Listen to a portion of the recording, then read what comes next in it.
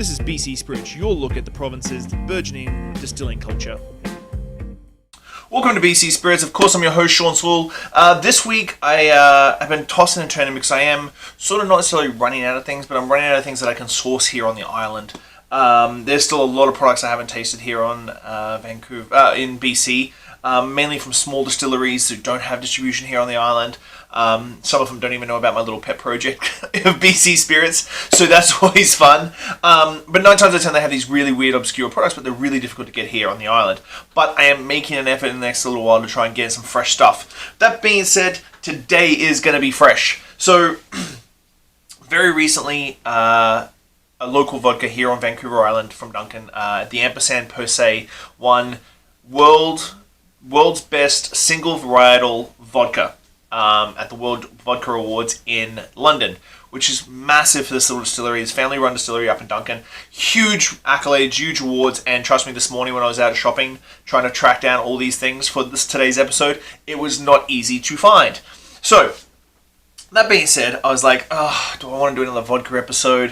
I really should showcase the Per Se, but vodka is just tedious for me. And that's not like a personal taste thing, and I'm sure people out there think that I'm an absolute douche when I say this, but craft vodka is a very hard market in the province because there's we have almost 80 distilleries in the province, all making one vodka. That's 80 craft vodkas on the market, all using different ingredients, all different price points and stuff, and they're trying to compete against the macro brands. So there's only a certain level of loyalty that craft spirits will get from the consumer. So from a pure business point of view, I find it a very difficult category to get behind in BC, because how many vodkas can you have behind the bar?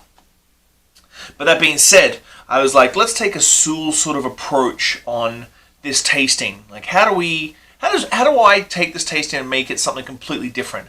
And so I thought about, after this single varietal win from Ampersand Per Se with 100% wheat, I was like, screw it, let's do a single variety vodka tasting, which is something I haven't done before, but I'm looking forward to it. Now, I've done it in a couple of vodka tastings, but this is very, very specific. Like, it took me 2 hours to track down all this stuff. So today I've got a fruit vodka, honey vodka, corn vodka, a potato vodka, and of course the aforementioned wheat vodka from Ampersand in Duncan. So let's kick it off, because I'm really curious, because vodka is very hard, because to be vodka you have to distill very high alcohol to make it as pure as possible. You don't want any congeners in there. So I find this is always the sort of the rough point, but for most BC craft and craft spirits everywhere, craft vodka everywhere, it's difficult to get that purity that you really, really want, because as craft spirit lovers, we kind of want flavor profile, we want some flavor finish up, but then of course the consumer, being consumer facing B2C business, it always doesn't usually work out that same way. So let's kick it off. Brand new one for me, which is the Merridale vodka. It's a fruit-based vodka. Now, they're up on Merridale, so this could be apples and pears along with a few other different fruits. Of course, I didn't go hard and do a 100% this specific fruit, but they have access to a whole bunch of apples and pears and different fruits, berries and grapes and everything up in their couch and where they are. On the nose, it is clean, but there is a sort of like beautiful round fruitiness in the back palate. You can sort of know that it's an apple or a pear.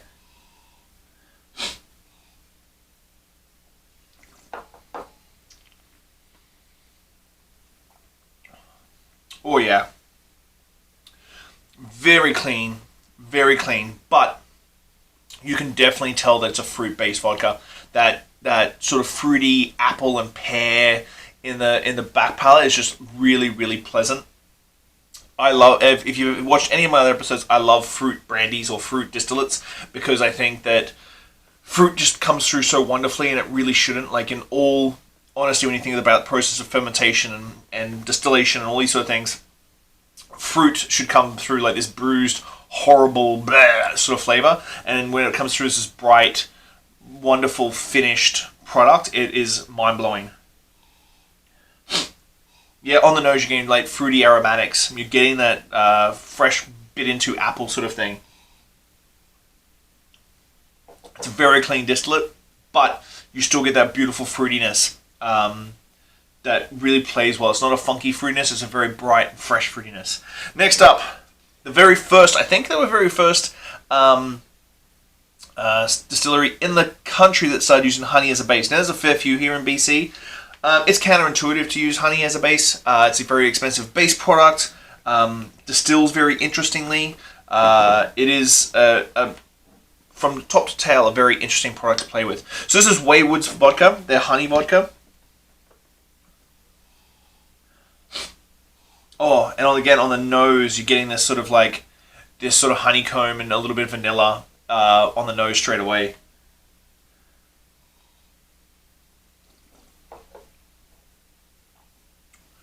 And that just flows through the palate, like raw honeycomb, a little bit of vanilla. It's still very clean. Like I would love to put this mix into a mix with macro vodkas and see how it plays out. Vodka to me, until I did a tasting, was always that neutral. Doesn't smell, doesn't taste, has no color. Until we did that big taste, I think I spoke about it in other vodka episodes with Jacob Ryers back in the day in Brisbane. And all of a sudden you're tasting these different flavor profiles, peppers and vanillas and tones like that, because you can distill, but you still get a certain amount of flavor profile from the end product. Next up, one that I haven't tried before. They do two. I think they do a corn and a wheat. But I wanted to get the corn. This one took me 5 stores to track down. It was a real nightmare for me. The Stealth Distilleries, they're corn. So I'm really keen on this one. Corn distillates are becoming bigger in the US for vodka. But in BC it's still relatively untouched. Oh yeah. And if you're a lover of bourbon, there's going to be certain tones you get from this. And maybe it's just in your head that you're smelling corn and you're tasting corn and that's what's coming out of that.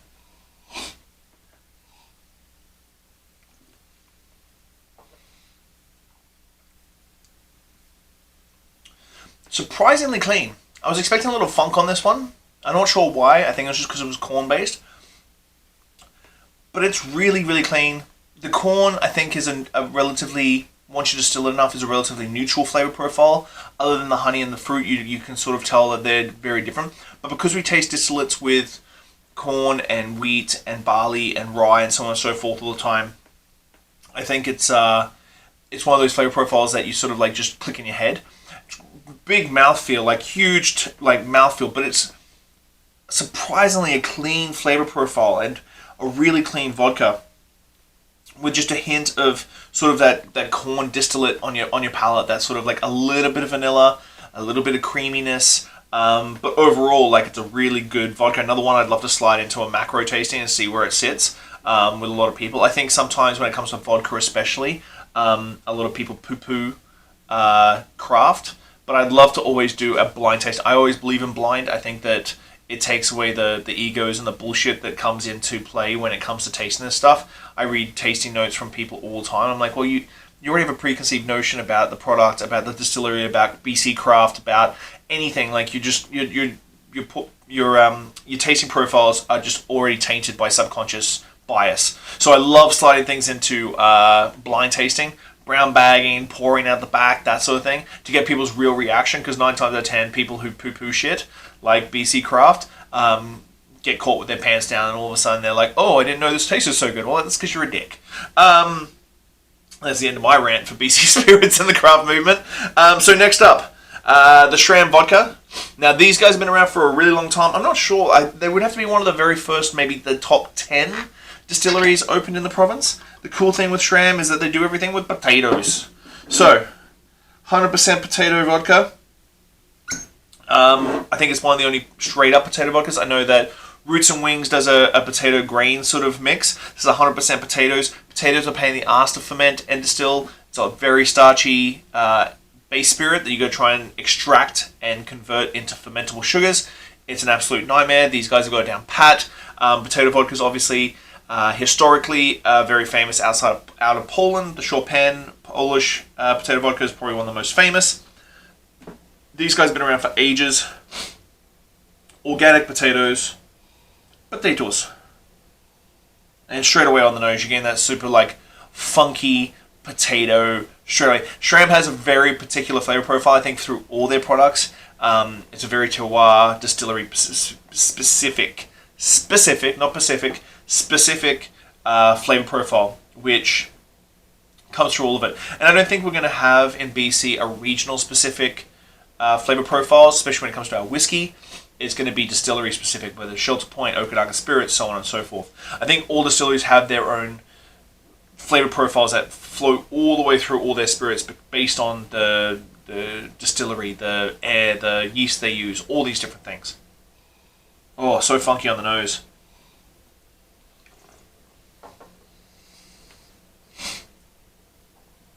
Oh yeah. Potato vodka all the way.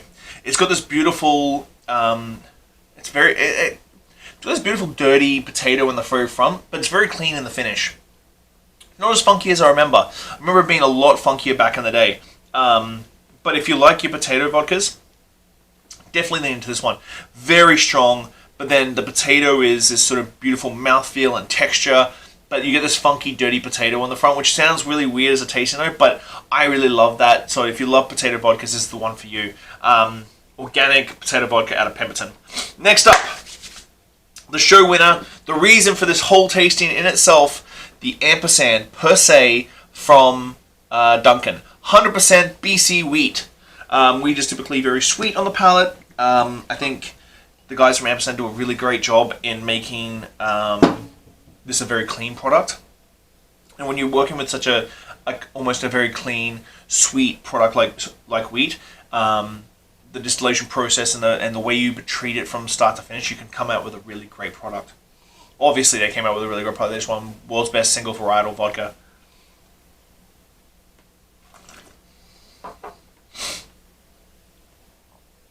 And you can see why. For a grain vodka, which we haven't really done, like, I'll take the corn out, but we haven't done really a lot of grain. We didn't do really any grain, hardcore grain vodkas. It's that beautiful, sweet, light vanilla, very clean, aromatic, very aromatic vodka flavor profile. But another one I'd love to slide into a blind tasting with some macro brands and go head to head to see how it shapes up. And I'd love to get some of these bartenders who don't support craft or don't understand craft or don't know how to use craft and really get them on board with these sort of things, because I think flavor profile and price is a wicked vodka to have. If you're a craft spirit bar, probably your best bet is to go this one, and you might want to try and bulk up and stock up, because yeah, they're going to sell out real quick and they're going to be very, very popular. So you have to think about it. The last 2 years, Vancouver Island in BC, we've had World's Best Contemporary Gin with Seaside from Sheringham last year in 2019. This year we have World's Best Single Varietal Vodka, and these are distilleries that are tiny little mom and pop, family operated venues, distilleries here on Vancouver Island, just freaking killing the award scene and like worldwide success. So let's tie this little sucker off. So fruit, honey, corn, potatoes, wheat. Go out, and if you enjoy vodka, guys, like, please, like, these bottles are mostly under $50. Go out and pick up a new bottle of vodka and try it out. Like, please, like, you've got a plethora of things to try out when you go to the liquor store. Get away from your macro brands, your imported brands, your carbon footprint brands, those sort of things, and go for your locals, because these guys put money back into the economy. That's a real big thing, that it's an ecosystem within the community that they exist in, that they hire people in the community, they work with people in the community, they give jobs to the community, so it keeps the money here on Vancouver Island or in BC. So go out and support them. Just pick up a bottle and try it out with your friends, and do a Sunday night little tasting and taste a whole bunch. Like, you're going to be able to use all your vodka up in vodka sodas and whatnot going forward. Trust me, I have so much alcohol behind me, it is mental. This is a third of my collection right now. My kitchen in my office is just mentally packed full of alcohol. So go out and support local, guys. If you have a chance, please go to the BC Spirits website and pick up some swag. The swag store sort of pays for a lot of this sort of stuff. Have a good week. I'll see you next week. Bye.